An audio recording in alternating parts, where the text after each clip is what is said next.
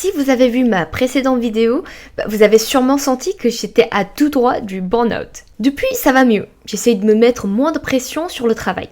La vie continue et le travail aussi. Mais si je pouvais partir n'importe où maintenant, j'aimerais être entourée de nature, de verdure et profiter d'un moment de silence. Ces derniers temps, j'avais très envie de faire du camping.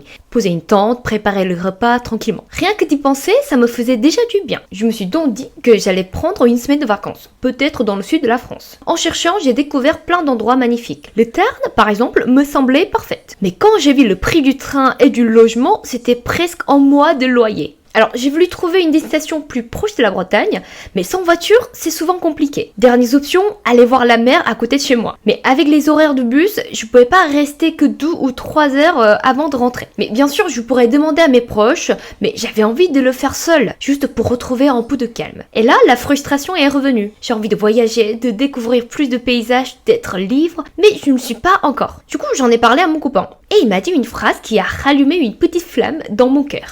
Si tu veux, moi je veux bien te prêter le Defender parce que, tu sais, le 4x4 bleu, j'arrive plus trop à le conduire en ce moment, vu que je voyage beaucoup, et ça me fait un peu de peine de le voir vieillir.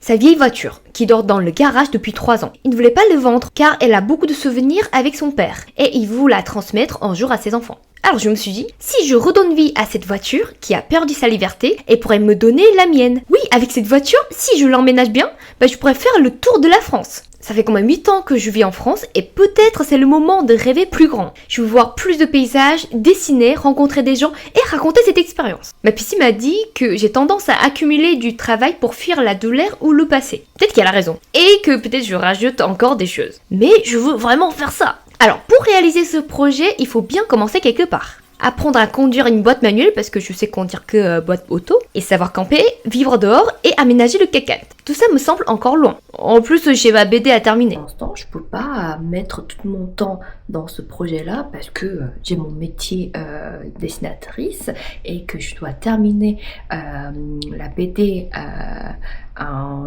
temps limité.